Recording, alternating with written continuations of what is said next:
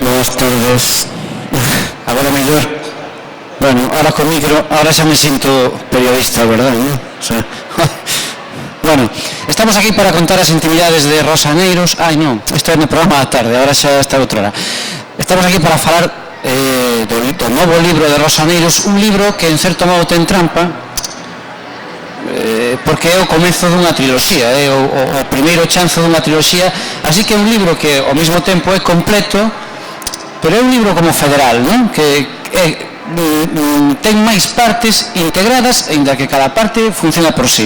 Bueno, explícanos primeiro, quizás, a idea da triloxía. Por que unha triloxía?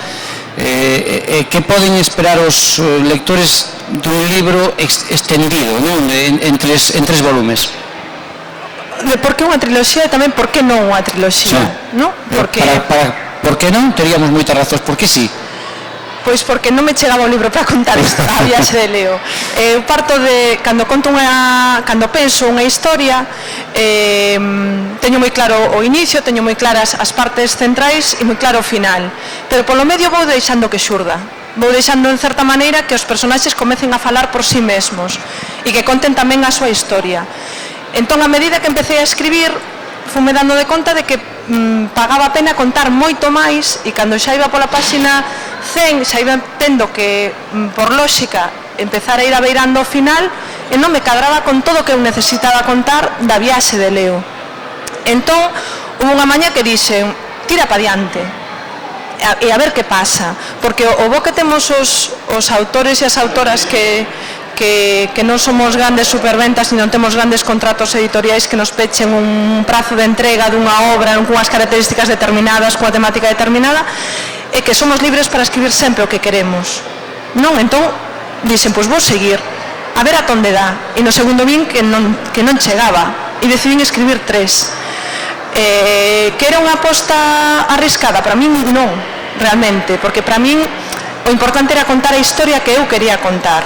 Outra cousa xa era o paso da publicación, e aí sí creo que a editorial que apostou moito. Eu como autora non tanto, porque ao fin de contas decidín contar a historia que me apetecía e no ritmo no que eu consideraba que debía ser contada esa historia.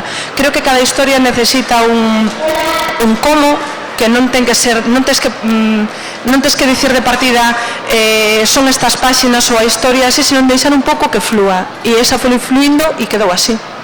Pero agora decir aos Aneiros que non ten grandes contratos editoriais. Bueno, que pasa aquí? Algún autor terá que cobrar algo, non? Non sei se era unha sutil reivindicación do... Non? Non, referíame a que non temos prazos de entrega. Non teño que entregar un libro pechado en tal data desa maneira que me angustie que diga teño que entregala. Ben se ve que Rosa é moito máis sutil que a min, pero é unha cuestión de apellido.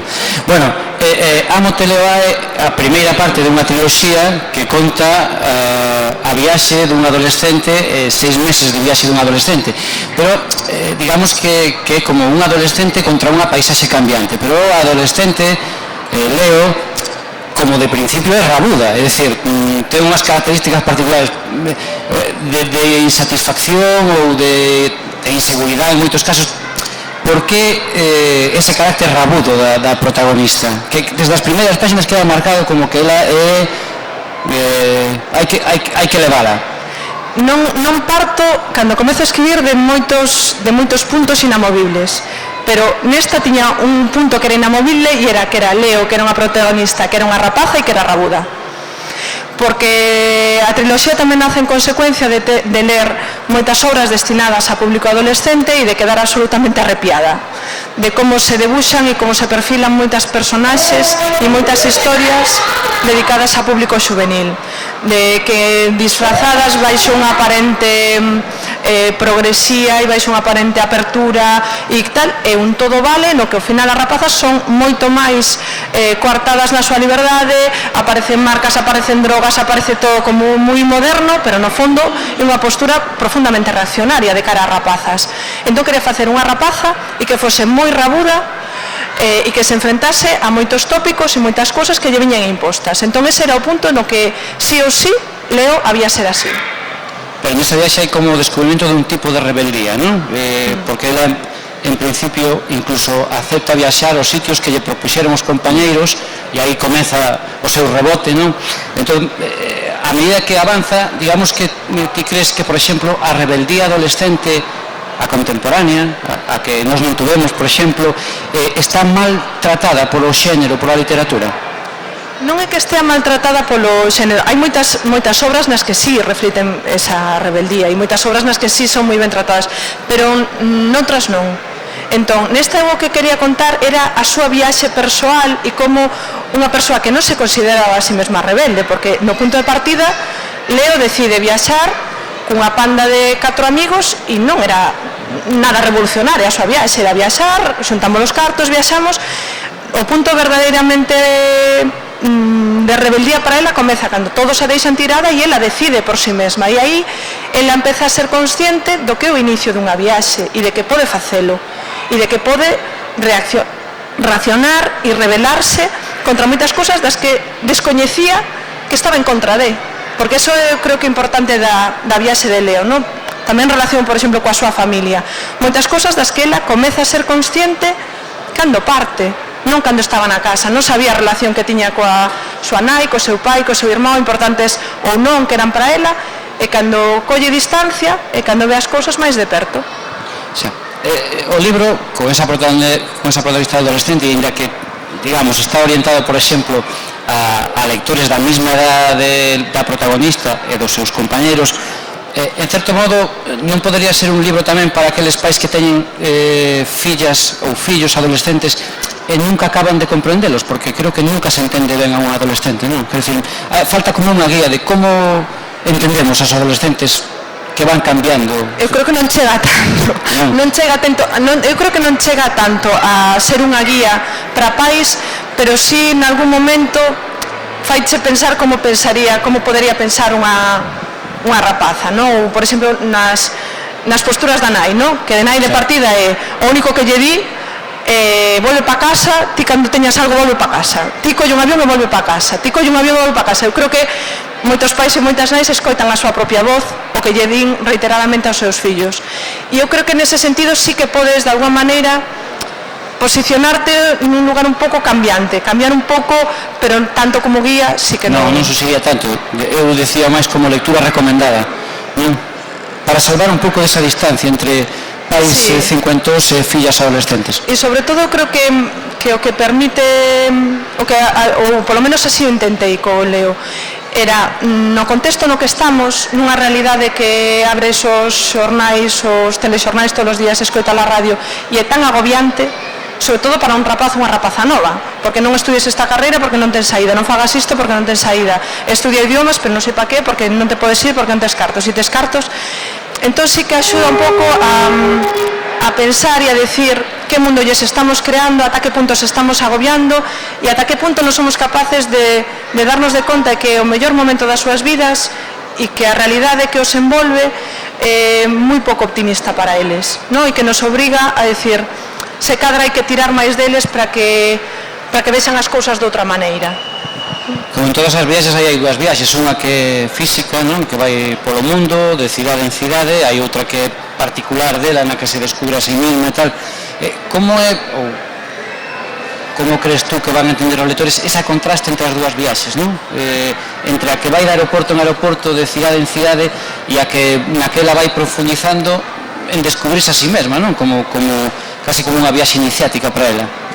Non sei como van a recibir, sí que non. Como era para ti, digamos, ese contraste entre a cidade que visitas e as cousas que descubres en cada cidade? Non sei se tú buscabas unha relación entre causa e efecto, entre paisaxe e cambio de carácter da... Ia seguindo moito que necesitaba narrativamente para a historia de Leo. É dicir, as cidades están escollidas en moitos casos o azar daquela maneira, porque si necesitaba determinados elementos narrativos para contar a viaxe de Leo. Lisboa non era a súa escolla inicial, era a escolla dun compañeiro de viaxe.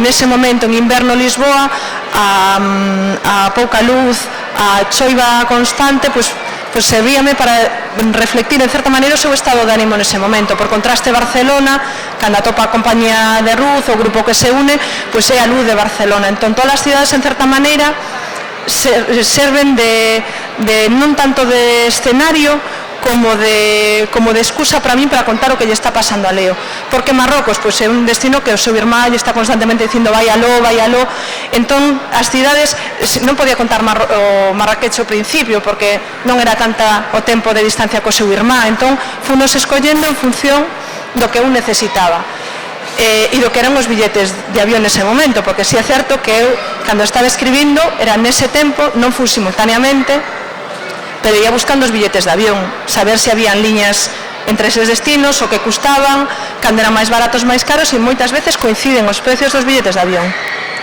Hai unha cuestión que sí é chamativa e que se mira menos en outras historias para cativos, para onde si é a preocupación da protagonista por levar contas de canta pasta lle queda, non? Que a veces dis, bueno, é tal cual como me sucede a mí, non? Ou como cando viaxes e dis, pois teño un presuposto de 100 euros diarios, que para o caso de Leo sería unha riqueza absoluta, non?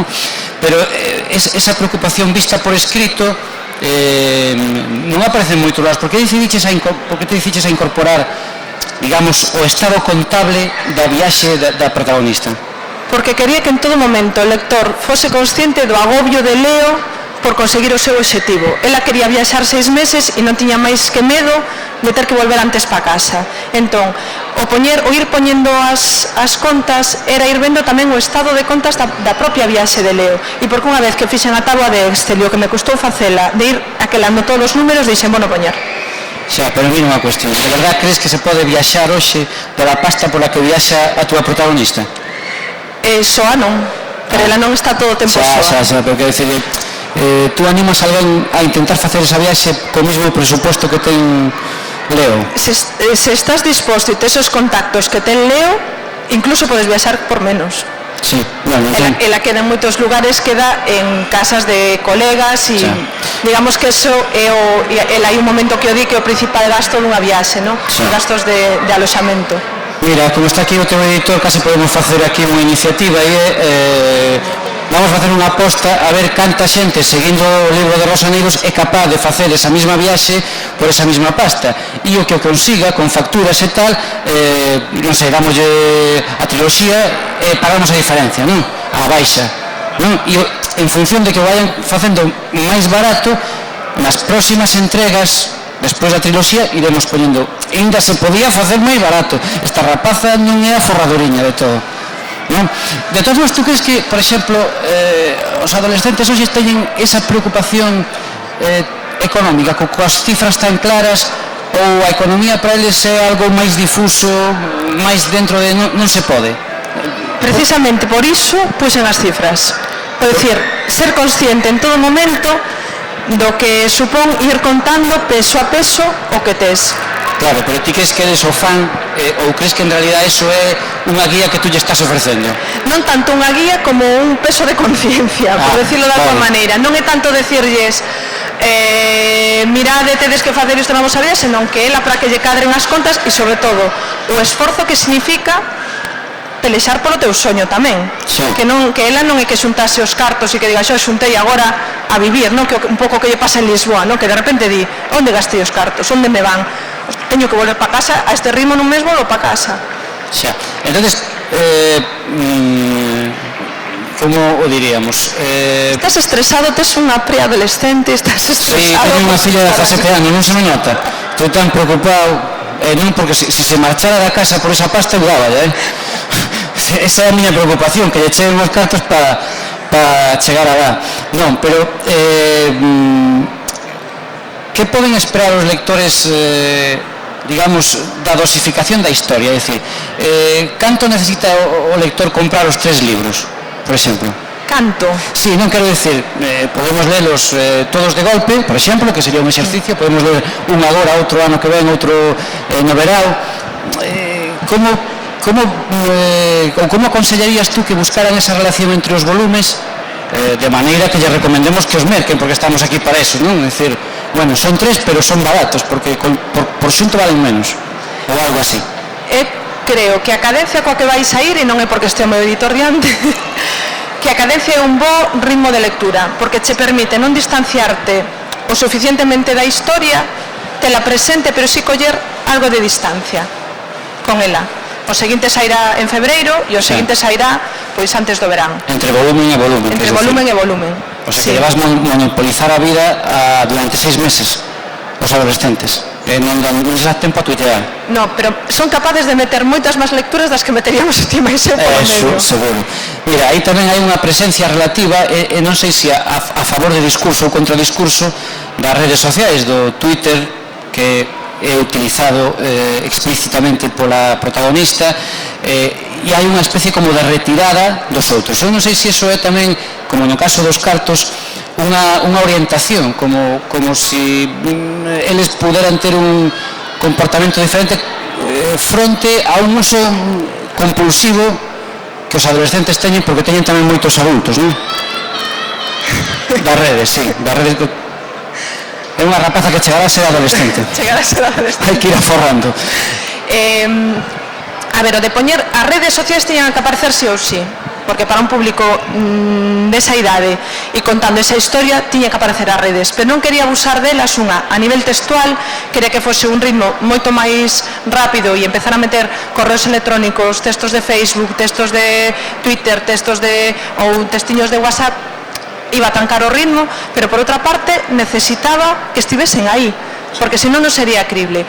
O que sí me parecía un punto interesante é ela está tan cabreada que non quere que acompañen viaxando. Dice, quedastes na casa, non me dá gana de irvos contando todo o que estou facendo, porque ao final estades todos de colegas enrollados comigo, que guai é Istambul, mira que sitio tan riquiño, non quero compartilo hasta ese punto. Entón, nese punto rabudo que ela ten, di, sí, eu vou vos contando por onde vou. Hasta aí chego tamén máis pola súa casa, dicindo, estou viva, sigo aquí, pero non contalo todo. O sea, non quere compartir. Claro, é rabuda. É que ela está moi doída. Está doída. O punto de partida é que está moi doída. Bueno, unha das opcións que temos, eu alegremente no meu papel ofrezo ya a xente que faga preguntas. Xa sei que queres decir o que di todo o mundo, bueno, así aforras tú pensar unha, pero eu as preguntas nunca as penso, entón dame igual. Queredes facerlle algunha pregunta sobre Leo A Rosa Negros, agora que tendes aquí? Hai un micro para vos, se queredes. Está aí? Sí. Queredes preguntarlle a que axencia de viaxes contratou para escribir un libro ou algo así? Non. Non nos tendes curiosidade. Si viaxar é cada día máis caro, a pesar de Ryanair. Non? Bueno, entón vou facer outra pregunta. Hai unha referencia que vai pasando ao longo do libro, que é a referencia de Marco Polo. Por que buscas? Claro, é un viaxeiro famoso, era un comerciante, viaxaba para ganar diñeiro, non exactamente como Leo, que gaña para evitar gastar moito, viaxa para evitar gastar moito. Por que esa referencia da aventura e do viaxeiro, esa referencia en certo modo histórica, non sei se distante ao público de hoxe? Era por un homenaxe ao libro. Leo é moi lectora, está nun clube de lectura e sempre lle gustaron moito os libros, e ela hai un punto de partida que cambia a súa infancia e é cando a súa a Cris lle regala o libro das maravillas, no? Ata ese momento lía ou manexaba, se fala de mulleriñas, por exemplo, no libro, outro tipo de lecturas, e de repente descubrir ese libro foi como abrirlle os ollos e dicir, isto é o que eu quero. E é unha homenaxe, en certa maneira, a todos os libros que en algún momento da nosa vida nos abriron a mente e nos descubriron algo que non tiñamos claro que nos gustaba ou que estaba en nós. Entón, para ela, o libro de Marco Polo significa como o seu obxectivo. Eu quero chegar a facer como el, quero chegar a ver cousas diferentes, quero chegar a sair de aquí. Entón, en certa maneira, o seu soño non é simplemente por viaxar, porque sí, senón cumplir un soño infantil. Aquela cousa que ela tiña cando collía ese libro era como que se lle abriu o mundo. Pois ela, de repente, é adulta e di, podo conseguilo. Entón non é simplemente por ser Marco Polo, por ser unha referencia histórica, senón por conseguir converterse ela no protagonista do libro da súa propia vida. Mira, canto dirías tú que ten que viaxar un escritor para escribir un libro no que se fala de viaxes? É dicir, porque hai un debate no libro explícito sobre se é mellor viaxar descoñecendo a onde vas ou se é mellor viaxar sabendo a onde vas, quer dizer, para non perderte nada. Entón, canto ten que viaxar un escritor ou en realidad non é necesario ou en realidad é imprescindible. Canto ten que pensar un escritor para escribir sobre esas viaxes que conta? Eu creo que hai autores que non viaxaron os lugares que nos narraron e non nos narraron de maravilla, e hai autores que estiveron anos, unha vida inteira en cidades e non lograron transmitírnola. É dicir, eu creo que non é unha cuestión de tempo físico, é unha cuestión da capacidade que teña o autor ou autora para transmitirnos a esencia desa cidade ou cidades ou deses lugares. Da mesma maneira que históricamente pudeches non vivir un momento e podes contalo pois, con axuda sobre as viaxes físicas, sobre os lugares, as cidades, acontece o mesmo. Non é unha cuestión, e ese debate se o hai no libro, non é unha cuestión estricta de tempo. Ojalá fose unha cuestión de tempo. É dicir, estou 3 meses nun sitio, xa podo ser viaxeiro nese sitio, non é tan sinxelo. Non, é unha cuestión de tempo de cartos, como ben sabemos, non? Pero, cal é a túa teoría particular? É mellor viaxar sabendo o que vas ver, que ten sempre esa reminiscencia de turismo programado, ou é mellor viaxar sabendo, non sabendo o que vas ver e asumindo o risco das cousas que te podes perder?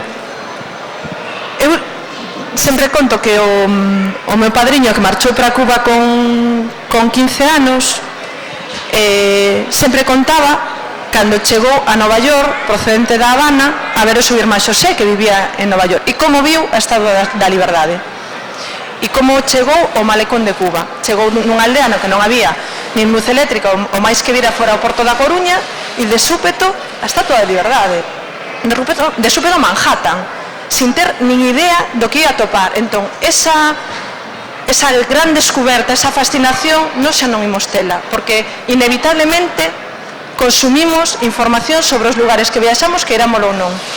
Sexa a través do cine, sexa a través dos anuncios, sexa a través do que sexa. Digamos que a inocencia pura, a virxindade pura a hora de achegarte a un lugar é imposible. En ti está a liberdade de decidir canto queres coñecer. Eu creo que hai que, o podes coñecer mínimamente para interpretar un lugar, pero tampouco facer o que hai moitos viaxeiros e viaxeiras que a veces se nos vai a man e facemos, si é seguir as viaxes doutros, nas que che din nos foros. Primeiro día, a ver, estas cousas. Segundo día, e se non biches todas esas cousas, non vales para nada, porque para que fuches se non biches todos eses sitios, non? Entón, eu creo que hai que atopar un punto intermedio, deixar que o lugar tamén che conto que o lugar quere contarche, non lelo absolutamente todo. Agora, ir sin coñecer absolutamente nada, quéralo ou non, é imposible. E iso pasa como os libros son diferentes. Podes chegar a eles sin saber nada do que van contar. Eu creo que nos libros é máis sinxelo. Sí. É máis sinxelo. Ti chegas a unha biblioteca, colles un libro, non lees nada e te atopas, te enfrontas ao libro sin saber nada do autor, sin saber nada de que vai a historia. Nos lugares xa é máis difícil. O bombardeo é moito bombardeo actualmente. Bueno, nos esperamos que o que falamos sobre Amo te leo a non vos estraga sorpresas que ten o libro, porque non chegamos a falar casi nada do libro, non? Eu amenacei no Twitter de que non iba a preguntarlle a xente por o libro e volvimos a traicear. É así a miña natureza, nunca fago o que digo que vou facer. Era Rosaneiros, este é o libro, o primeiro volumen, en realidad falamos de 3 libros, creo que a editorial Xerais nun alarde de generosidade vende os 3 por precio de un, non? No, de bragado que non, bueno, pero que son moi económicos, que non vos preocupeis tanto por a pasta, porque podemos viaxar por 6.000, ¿cuánto era? Por 6.000 euros, non? Podemos facer 6 meses de viaxe por 6.000 euros. Eu teño vos que dicir que a mí me costa vivir na miña casa por esa pasta, pero bueno, en fin, igual o mundo é máis barato que Santiago de Compostela, en fin, que non deixedes de mercar o libro, que non deixedes de lelo despois, que non deixedes de viaxar, e que non deixedes de facerlle caso a Rosaneiros, nin os escritores, nin o que di a literatura, que moitas veces é máis verdad que o que din os periódicos. Nós seguimos en sesión continua, non temos pausa para publicar, porque xa enseguida estará convosco Francisco Castro para falar do seu novo libro. Eu sigo aquí porque eu son un holograma parlante. E ata agora mesmo.